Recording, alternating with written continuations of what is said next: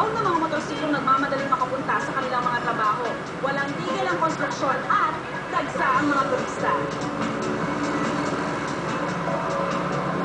Sabi nga nila, di rin magtatagal, titingalain ng mundo ang mabilis na pag-usbong ng kabuhayan sa Vietnam. Pero ganun pa man, may ilan pa rin mga nais manatili ang buhay na kanilang kinagisnan noon pa man.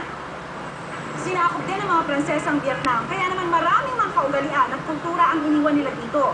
Sa kabila nun, napagsasama nila ang impluwensya ng mga Pranses at ang panlasang Vietnamese.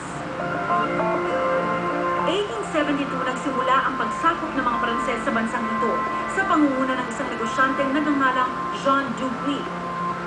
Naging bahagi ang Vietnam ng tinatawag nilang Indo-Chinese Union na kinabibilangan ngayon ng malalayang bansa ng Laos, Cambodia at Myanmar.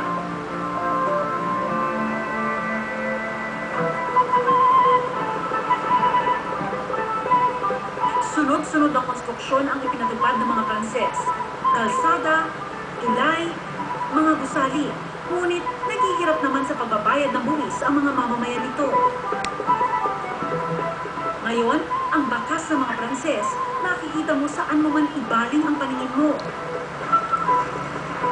Dahil maagang nasakop ng mga komunista ang Hanoi na ngayon kabisera ng Vietnam, hindi ito masyadong nasalang sa mapanilang digmaan ng mga Amerikano noong dekada 60. Kaya di lang ang colonial buildings ang napangalagaan, kundi pati na rin ang kinagisnang mabagal na pamumuhay. Kitang-kita ito sa kanilang noodle stores kung saan lahat nag-uumpukan. Kung makain tayo sa Pilipinas, dito sa Vietnam, manoodles naman sila. Kailangan yung itry yung kanilang pho o yung tinatawag na rice noodles.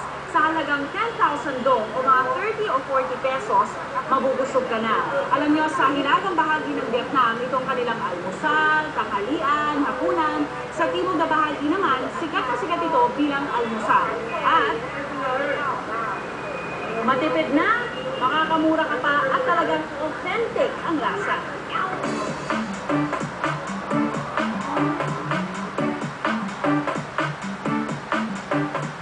Tandaan nyo kapag kumakain kayo ng pho or rice noodles, huwag na huwag yung iiwan yung chopsticks ng ganito. Kasi ang sabi nila, nagbubuka siyang incense sticks na sinisilihan para sa mga patay.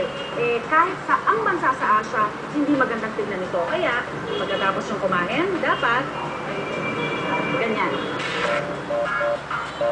Morning!